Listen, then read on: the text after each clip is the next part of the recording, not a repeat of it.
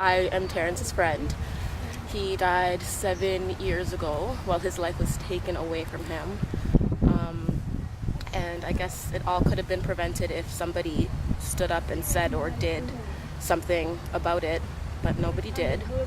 So now he's left friends and family to suffer for no reason. There was no point, and it all could have been prevented if somebody had said something or done something.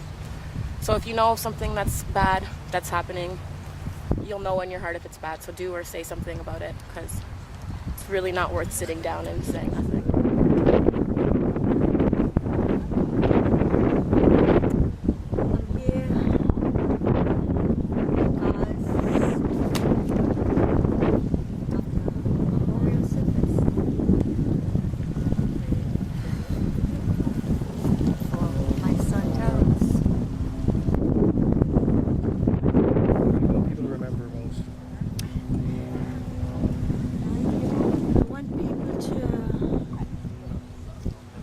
Think before they act, whether it be young people or mature people.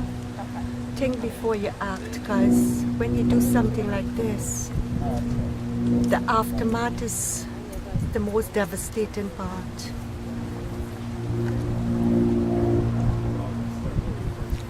When you take a life, you don't only take one life. In the physical, you took one, but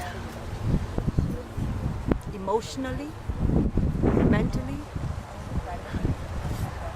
you took that whole. It's the first time I'm meeting Moonie, and I'm seeing the pain, and not only in her eyes, but in family and friends' eyes here.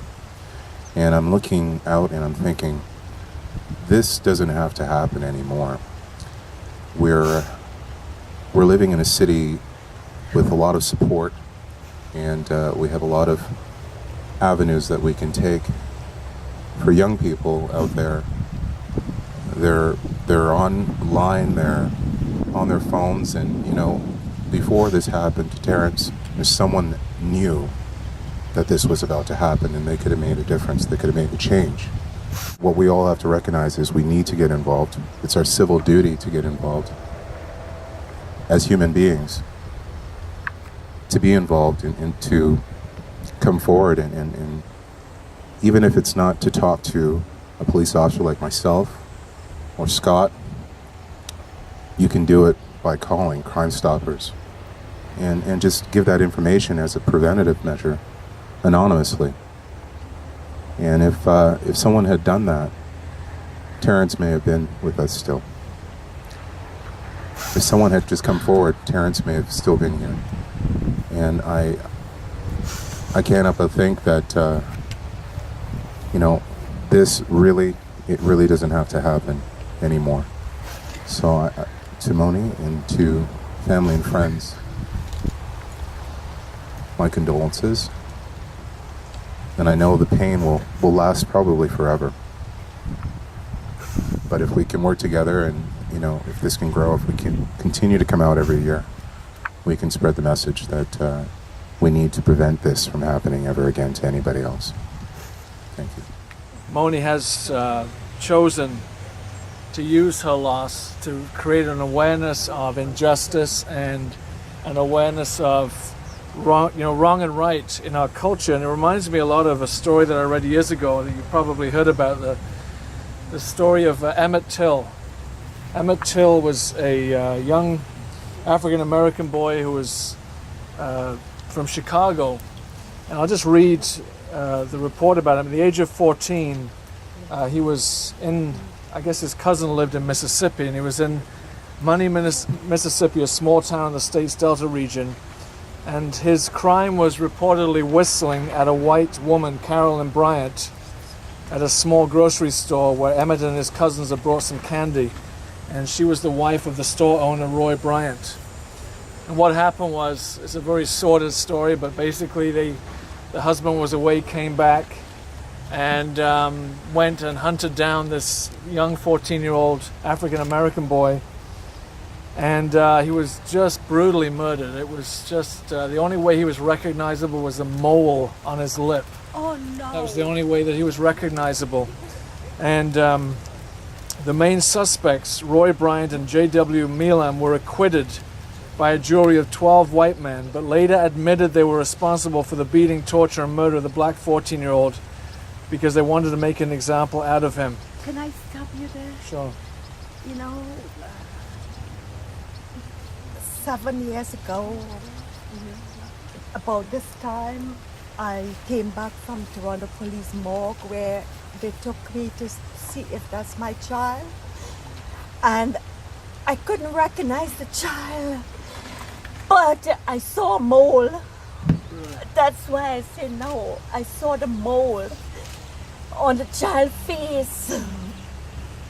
And I believe and I don't believe that that's my child, but that's the only identifiable thing that I saw there on that day, on that goonie.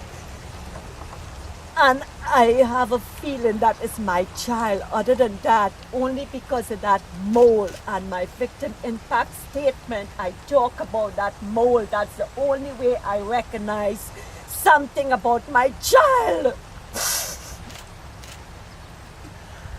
I couldn't help but stop you, sir.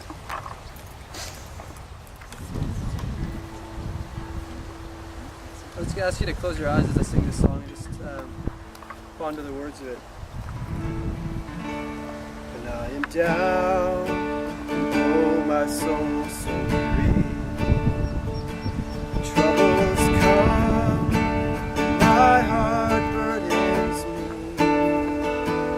I am still and wait here in the silence till you come and sit a while with me. You raise me up so I can stand on mountains. You raise me up to walk on stormy seas. I am strong when I am on your shoulder. You raise me up to more than I can be.